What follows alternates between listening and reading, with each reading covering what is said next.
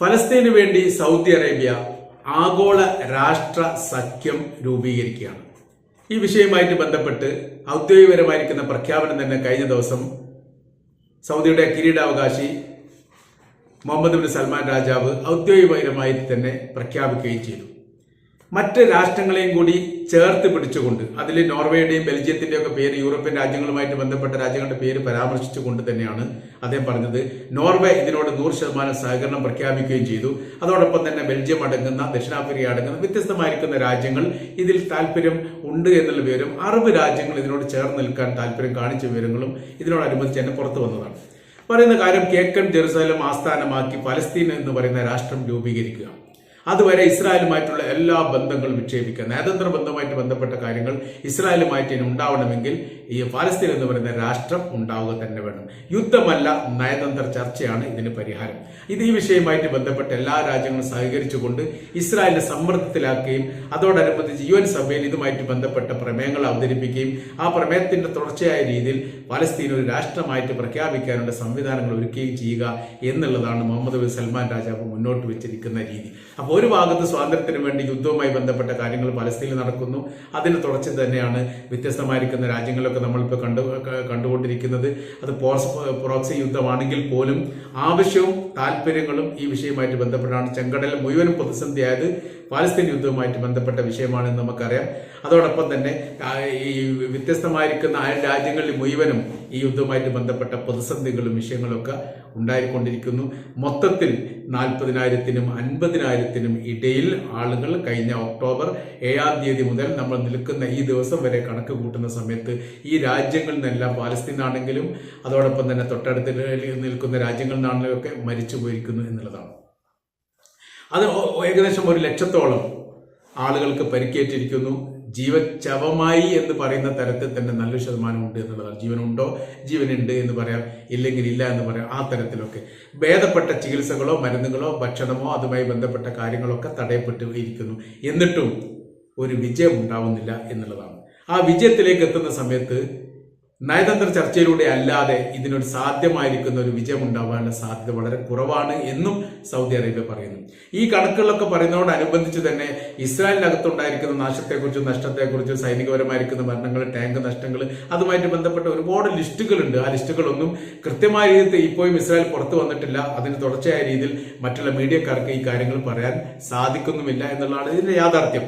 അപ്പൊ നമ്മൾ പറഞ്ഞു വരുന്നത്, സൗദി അറേബ്യ പറഞ്ഞു വരുന്ന വിഷയം എന്ന് പറഞ്ഞാൽ, ചർച്ചയിലൂടെ ഏകോപനത്തോടു കൂടി വ്യത്യസ്തമായിരിക്കുന്ന ലോകരാജ്യങ്ങൾ ചേർന്ന് നിന്നുകൊണ്ട് ഇസ്രായേലിനെ സമ്മർദ്ദത്തിലാക്കി, അതോടൊപ്പം തന്നെ അമേരിക്കയെ സമ്മർദ്ദത്തിലാക്കി സ്വതന്ത്രമായിരിക്കുന്ന ഒരു ഫലസ്തീൻ രാജ്യം ഉണ്ടാവുക എന്നുള്ളതിനപ്പുറമായ രീതിയിൽ എത്ര കാലം നമ്മൾ യുദ്ധം ചെയ്യും, എത്ര കാലം നിരപരാധികൾ മരണപ്പെട്ടു പോകും എന്നുള്ളതിന് ഒരു തിട്ടവും ഇപ്പോൾ ഇല്ല. യുദ്ധം ആരംഭിച്ച ശേഷം ഇന്ന് വരെ ഏതെങ്കിലും രാജ്യത്തിന് പ്രത്യേകമായിരിക്കുന്ന ഒരു വിജയം ഉണ്ടായിട്ടുണ്ട് എന്ന് പറയാൻ സാധിച്ചിട്ടില്ല. മരണസംഖ്യ കൂടിയിരിക്കുന്നു എന്നല്ലാതെ. ഉക്രൈനും റഷ്യയും തമ്മിലുള്ള യുദ്ധം ഏറെക്കുറെ അങ്ങനെ തന്നെയാണ്. 2.5 വർഷമായി യുദ്ധം തുടങ്ങിയിട്ട് അവിടെയും ആരെങ്കിലും ജയിക്കുന്നില്ല, ആരെങ്കിലും പരാജയപ്പെടുന്നില്ല. അതുകൊണ്ട് അതിന്റെ ദുരിതങ്ങളും ദുരന്തങ്ങളും ആ രാജ്യവും അവിടുത്തെ ജനങ്ങളും സൈനികരും, യുദ്ധം ചെയ്ത സൈനികർ അനുഭവിച്ചുകൊണ്ടിരിക്കുകയാണ്. ലക്ഷത്തിൽ പരം സൈനികർ അവിടെ കൊല്ലപ്പെട്ടിട്ടുണ്ട് എന്നുള്ളതാണ് ഏറ്റവും ഒടുവിലായിരിക്കുന്ന അനൌദ്യോഗികപരമായിരിക്കുന്ന കിട്ടുന്ന വിവരം. 100,000-ലധികം സൈനികർ ഈ റഷ്യയുടേതും സമാനമായിരിക്കുന്ന രീതിയിൽ ഉക്രൈന്റെയും മരണപ്പെട്ടിട്ടുണ്ട് എന്നുള്ളതാണ്. അത് ഔദ്യോഗികപരമായിരിക്കുന്ന ഒരു കണക്ക് ഇപ്പോഴും റഷ്യയോ അല്ലെങ്കിൽ ഉക്രൈനോ പറയാത്തത് കൊണ്ട് ഇതിനുള്ള സ്ഥിരീകരണ കാര്യങ്ങളൊന്നും വന്നിട്ടില്ല. പക്ഷേ വലിയ രീതിയിലുള്ള യുദ്ധങ്ങളാണ് അവിടെ നടക്കുന്നത്. അപ്പൊ നമുക്ക് പറയാനുള്ള കാര്യം എന്ന് പറയാം, 1948 ഇസ്രായേൽ സ്വാതന്ത്ര്യത്തോടു കൂടി പ്രയാസങ്ങളും ദുരന്തങ്ങളും കഷ്ടപ്പാടുകളും തന്നെയാണ് ഇസ്രായേലിന് പറയാനുള്ളത്. തലമുറയായി അവിടെ വംശനാശം വന്നുകൊണ്ടിരിക്കുന്നു. അവിടെ മരിച്ചു വീഴുന്ന പാലസ്തീനുകളെ കുറിച്ച് കൃത്യമായ രീതിയിലെ കണക്ക് പോലുമില്ല.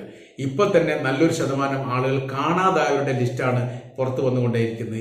ഇത്ര 10,000-ലധികം ആളുകളെ ഇപ്പോഴും പാലസ്തീനിലെ ഗസയുടെ ഭാഗങ്ങളിൽ കാണുന്നില്ല എന്നുള്ളതാണ്. മരണപ്പെട്ടവർ അവിടുത്തെ ആരോഗ്യ ഡിപ്പാർട്ട്മെന്റ് അംഗീകരിക്കപ്പെടുന്ന അല്ലെങ്കിൽ ആരോഗ്യ ഡിപ്പാർട്ട്മെന്റ് പുറത്തുവിടുന്ന പ്രസ്താവനയോടനുബന്ധിച്ചാണ് ഇത്ര ആൾ മരണപ്പെട്ടു എന്നുള്ള സ്ഥിരീകരണം കിട്ടുന്നത്. അത് മരണപ്പെട്ടവരുടെ മൃതദേഹം പുറത്തെടുക്കുന്ന സമയത്താണ് മരണമായിട്ട് അത് റിപ്പോർട്ടായിട്ട് പുറത്തു വരുന്നത്. ബിൽഡിങ്ങിനുള്ളിൽ കുടുങ്ങിക്കിടക്കുന്ന ആളുകളുടെ എണ്ണത്തെക്കുറിച്ചൊന്നും ഇപ്പോഴും യാതൊരു കൃത്യതയുമില്ല എന്നുള്ളതാണ് യാഥാർത്ഥ്യം. അപ്പൊ സൗദി അറേബ്യ പറയുന്ന കാര്യം ഇതാണ്, നമ്മൾ ചർച്ചയിലൂടെ ഈ വിഷയത്തിൽ ഏകോപനം ഉണ്ടാക്കുക, ലോകത്തിലെ വ്യത്യസ്ത രാജ്യങ്ങളൊക്കെ ഈ വിഷയത്തോടു കൂടി ചേർന്ന് നിൽക്കുക, ചർച്ച ചെയ്തിട്ട് പാലസ്തീനെ സ്വതന്ത്രമാക്കുക. ആ സ്വതന്ത്രമാക്കുന്നതോടുകൂടി വിഷയത്തിന് പരിഹാരം ഉണ്ടാക്കാനുള്ള ശ്രമങ്ങൾ നടത്തുക. അതിനപ്പുറമായ രീതിയിൽ ഈ വിഷയത്തിൽ ഒരു പരിഹാരം ഉണ്ടാവില്ല. ഇന്ന് ലോകത്ത് 200-ലധികം രാജ്യങ്ങളുണ്ട്. ആ രാജ്യങ്ങളിൽ സ്വാതന്ത്ര്യത്തിന് വേണ്ടി പോരാട്ടം നടത്തുന്ന ഒറ്റ രാജ്യം മാത്രമേ ഉള്ളൂ, പാലസ്തീൻ. പാലസ്തീൻ ഏതോ ഒരു വിദേശ വിഭാഗത്തോടു കൂടി ഇന്ത്യ ബ്രിട്ടീഷുകാർക്കെതിരെ സമരം ചെയ്ത പോലെയുള്ള സമരമല്ല അവിടെ നടക്കുന്നത്. അതിന് വ്യത്യസ്തതയുണ്ട്. കാരണം പാലസ്തീൻ എന്ന് പറയുന്ന പ്രദേശത്ത് മറ്റുള്ള രാജ്യക്കാർ, അത് ഇസ്രായേലുകാർ വന്നുകൂടി അവര് രാജ്യം സ്ഥാപിച്ചുകൊണ്ട് ഇവരെ അടിമകളാക്കി വെക്കുന്ന രീതിയിലുള്ള പ്രവർത്തികൾ, അതാണ് പറഞ്ഞത്.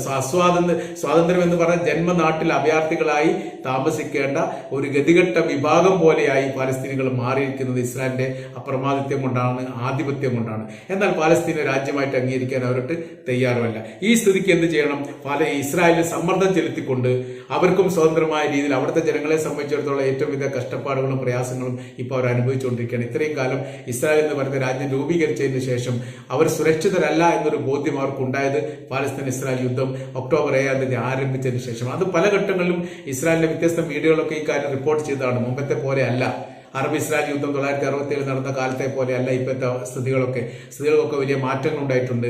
ഞങ്ങൾ സുരക്ഷിതരല്ല എന്നുള്ള ബോധ്യം ഞങ്ങൾക്ക് തന്നെ ഉണ്ടായിരിക്കുകയാണ്. കാര്യമെന്ന് പറയുന്നത് 1 ലക്ഷത്തിലധികം കുടുംബത്തെയാണ് ഈ ഇസ്രായേൽ സർക്കാർ തന്നെ അതിർത്തിയുമായിട്ട് ബന്ധപ്പെട്ട പാലസ്തീന്റെ ലെബനാന്റെ അതിർത്തിയിൽ നിന്ന്, സിറിയയുടെ അതിർത്തിയിൽ നിന്ന് ഒഴിച്ചു മാറ്റി. അത് 75,000 പിന്നീട് 25,000-ഓളം വീണ്ടും ആക്കിയെന്ന് വെച്ചാൽ 1 ലക്ഷം ആളുകൾ ആ അതിർത്തി ഭാഗങ്ങളിൽ നിന്ന് ഒഴിഞ്ഞു മാറിയിരിക്കുന്ന യുദ്ധ ഭീതി മൂലം.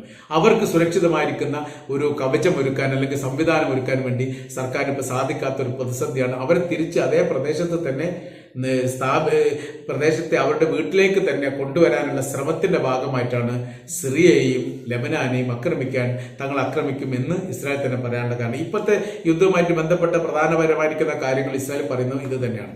പക്ഷെ അതൊക്കെ വേണ്ട രീതിയിൽ അല്ലെങ്കിൽ സുരക്ഷിതമായ രീതിയിൽ അവിടേക്ക് എത്താനുള്ള സാധ്യത വളരെ കുറവാണ്. കാര്യം എന്ന് പറഞ്ഞാൽ യുദ്ധം അങ്ങനെ പരന്ന് നീണ്ടുപോകുന്ന ഒരു സ്ഥിതിയിലേക്ക് വന്നു.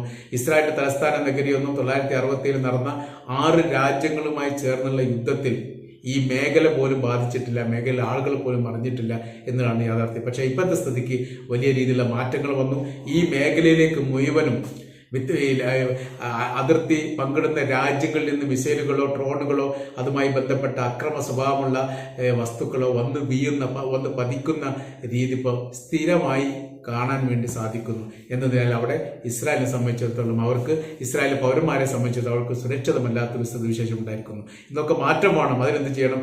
ഓരോരോ രാജ്യങ്ങളും ഈ നിലപാടിനോടൊപ്പം ചേർന്ന് നിൽക്കണം.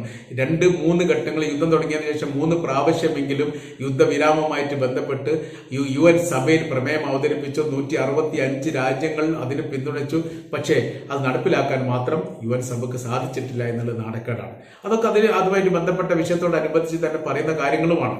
അതായത് ഐക്യരാഷ്ട്രസഭ ഈ അന്താരാഷ്ട്ര ക്രിമിനൽ കോടതിയിൽ അറസ്റ്റ് വാറണ്ട് പുറപ്പെടുവിച്ച ഭരണാധികാരിയാണ് യഥാർത്ഥത്തിൽ ഇസ്രായേലിന്റെ പ്രധാനമന്ത്രി നെതന്യാഹു. എന്നാൽ അറസ്റ്റ് ചെയ്യാനോ അതുമായിട്ട് ബന്ധപ്പെട്ട നിയമ നടപടി എടുക്കാനോ അവർക്കും സാധിച്ചിട്ടില്ല. അപ്പൊ ഇതിന്റെയൊക്കെ കാര്യമെന്ന് പറയുന്നത് ലോകത്തിലെ ഏറ്റവും ശക്തരായിരിക്കുന്ന രാജ്യവും രാജ്യത്തിലെ ഭരണാധികാരികളും അതിന്റെ സംവിധാനങ്ങളും അതിന്റെ സാമ്പത്തിക ആയുധ ശേഖരങ്ങളെല്ലാം ഇസ്രായേലിനോടൊപ്പം ചേർന്ന് നിൽക്കുന്നു.